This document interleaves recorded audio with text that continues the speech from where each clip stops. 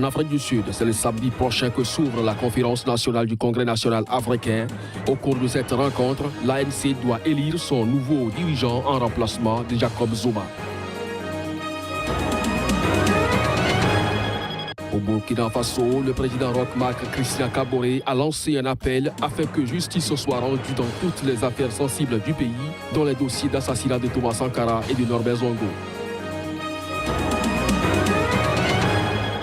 L'Égypte et la Russie ont signé lundi le contrat final pour la construction de la première centrale nucléaire égyptienne. C'est lors d'une visite du président Vladimir Poutine au Caire.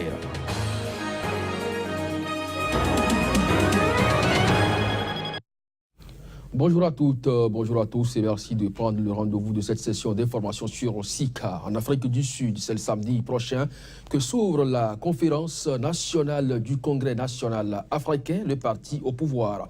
Au cours de cette rencontre qui doit durer du 16 au 20 décembre, l'ANC doit pouvoir élire son nouveau dirigeant en remplacement du chef de l'État Jacob Zuma. Déjà, les rivalités entre les deux favoris, Cyril Ramaphosa et Nkosazana Dlamini Zuma, divisent profondément le parti. Reportage.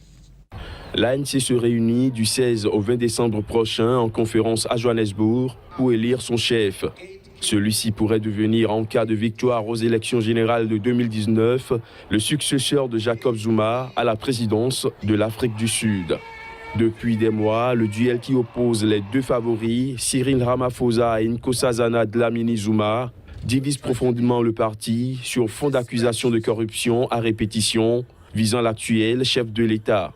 Cyril Ramaphosa, un ancien syndicaliste reconverti avec succès dans les affaires, est le candidat favori des marchés qui compte sur lui pour relancer une économie qui peine à sortir de la crise. Face à lui, Nkosazana Dlamini Zuma, ancienne ministre et ex-présidente de la Commission de l'Union africaine, est présentée comme la candidate du président sortant Jacob Zuma. Ses adversaires l'accusent d'avoir promis l'immunité judiciaire à son ancien époux. Au total, 5240 délégués du parti doivent voter lors de cette conférence pour élire leur nouveau chef. Outre les deux favoris, 5 autres personnalités du parti ont obtenu le soutien de ces branches locales nécessaires pour briguer la présidence, mais leurs chances de succès semblent assez limitées. Au Maroc, le chef du gouvernement Saad Eddine El Othmani, issu du parti Justice et Développement PJD, a été élu secrétaire général de cette formation islamiste. Il succède ainsi à l'ancien chef du gouvernement Abdelila Ben Kiran, chef du parti depuis 2008. Saad Eddine El Othmani a été élu à l'issue d'un congrès de son parti, le PJD. Psychiatre et titulaire d'un diplôme de droit islamique, il retrouve ainsi son poste qu'il avait déjà occupé de 2004 à 2008, période durant laquelle il avait contribué à améliorer l'image du parti islamiste. Il succède ainsi à l'ancien chef du gouvernement Abdelila Ben Kiran, patron incontesté du PJD depuis 2008 et poids lourd de la vie politique marocaine. Saad Eddine El Othmani avait déjà succédé à Abdelila Ben Kiran à la tête du gouvernement après le limogeage de celui-ci au mois de mars dernier. En effet, Abdelila Ben Kiran avait tenté en vain de former une nouvelle coalition avant d'être limogé par le roi Mohamed VI et remplacé par El Othmani, réputé homme de consensus, mais considéré comme moins charismatique. Fin novembre, au terme d'une âpre guerre d'influence entre les grandes figures du PJD, Abdelila Ben Kiran s'est vu refuser la possibilité d'un troisième mandat à la tête de son mouvement islamiste, signant vraisemblablement la fin de sa carrière politique. Le partenariat entre la France et la Tunisie se renforce. C'était après que Emmanuel Macron ait réussi à déjeuner son homologue tunisien Bédi Caïd Essebsi. Ce dernier est venu à Paris pour le sommet sur le climat de ce mardi. Reportage. Le président français Emmanuel Macron effectuera une visite d'État les 1er et 2 février en Tunisie. Un pays avec lequel la France veut intensifier sa coopération, notamment dans la lutte antiterroriste. La Tunisie, elle a fait le choix de l'état de droit et de la démocratie. Et c'est un choix exemplaire. Et ce choix Il oblige évidemment chaque jour ses dirigeants, et au premier chef, le président Essebsi, mais il nous oblige aussi, en tant que partenaires et amis de la Tunisie. Nous ne pouvons être qu'admiratifs face au modèle de transition démocratique qui a été retenu et aux réformes qui sont encore en cours, comme celles qui ont été annoncées l'été dernier par le président Essebsi en matière de réforme de l'héritage. Toute initiative de paix qui jusque-là a été pilotée par nos amis des États-Unis semble avoir fait son temps.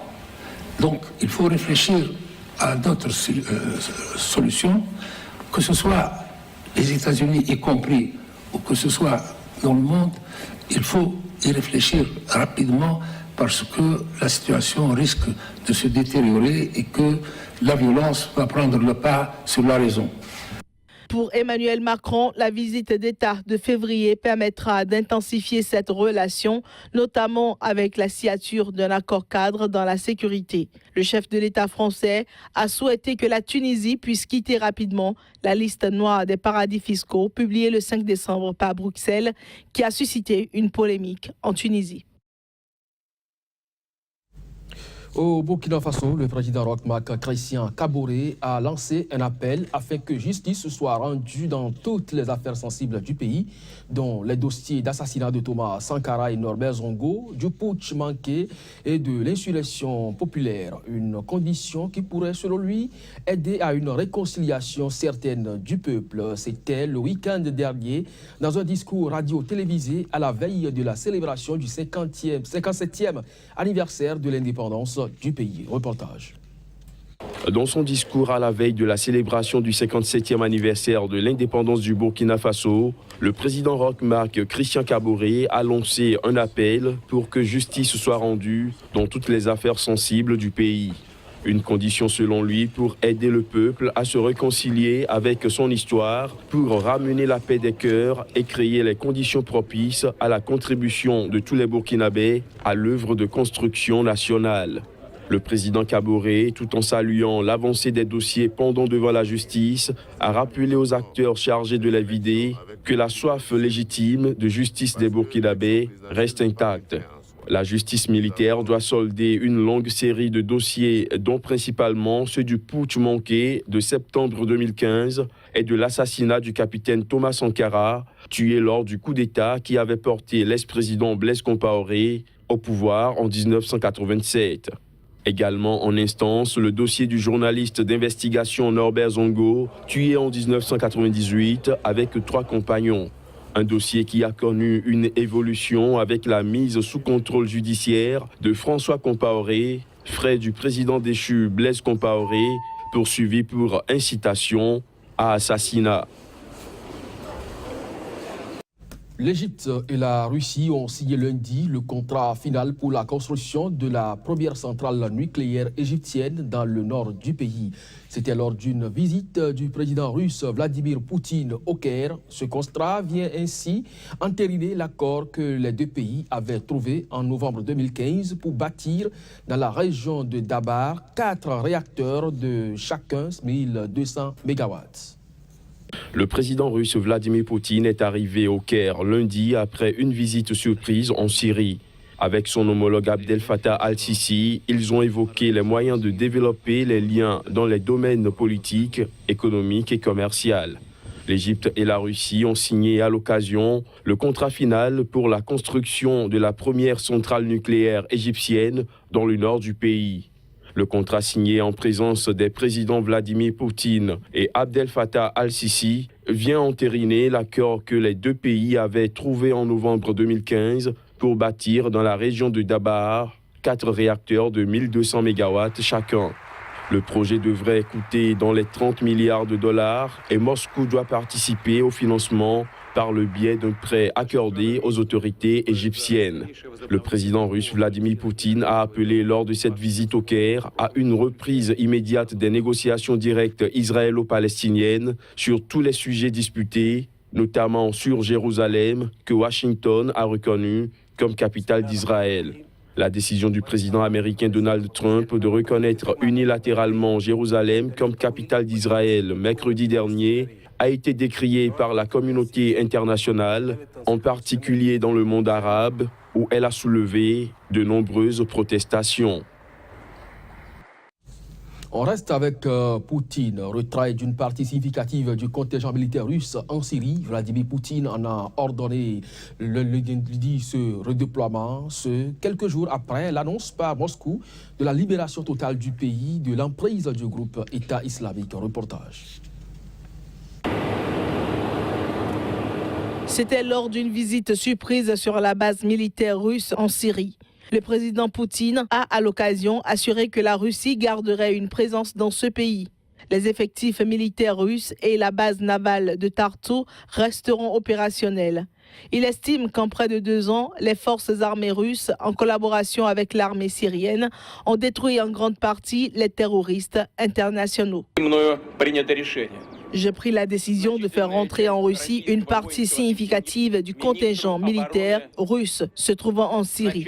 J'ordonne au ministre de la Défense et au chef d'état-major de débuter le retrait du contingent militaire russe de leur base permanente. 23 avions et 2 hélicoptères russes devraient quitter sous peu la Syrie, suivis par des unités de la police militaire, des démineurs et des médecins de l'hôpital de campagne. En France, la justice a réexaminé lundi l'exclusion de Jean-Marie Le Pen du Front National en août 2015. Elle tranchera le 9 février pour savoir s'il reste président d'honneur du parti qu'il a fondé et dirigé pendant plus de 40 ans. L'ex-dirigeant frontiste, aujourd'hui âgé de 89 ans, avait été exclu 3 mois après sa suspension en mai 2015 de son propre parti. C'était notamment en raison de ses propos réitérés sur les chambres à gaz qu'il avait décrites comme un détail de l'histoire de la Seconde Guerre mondiale. Résultat, il a écopé d'une condamnation à 30 000 € d'amende. À 3 reprises en 2015, la justice avait donné raison à Jean-Marie Le Pen, d'abord en annulant sa suspension du parti, puis en suspendant par 2 fois le congrès par correspondance censé supprimer le poste de président d'honneur créé en 2011. J'en ai été le fondateur, je l'ai dirigé pendant plus de 40 ans, et puis somme toute, j'en suis toujours le président d'honneur, avec les prérogatives qui s'y attachent. C'était d'ailleurs le fond du procès qui a été plaidé aujourd'hui, et dont j'espère que nous allons avoir une décision satisfaisante, comme à chaque fois d'ailleurs. Chaque fois que nous avons plaidé contre le Front National, nous avons gagné à chaque fois. Il a une part à prendre dans la refondation, il incarne un des courants du Front National, le courant peut-être le plus droitier, et c'est lui, au titre de sa légitimité de fondateur, de cette présidence d'honneur à laquelle il s'accroche, parce que cette présidence d'honneur peut être une bouée de sauvetage d'un mouvement qui coule aujourd'hui. Il est certainement porteur de valeurs et d'idées qui pourraient permettre la refondation de ce parti pour lui éviter de sombrer définitivement. Cet énième round judiciaire survient alors que le FN est en crise.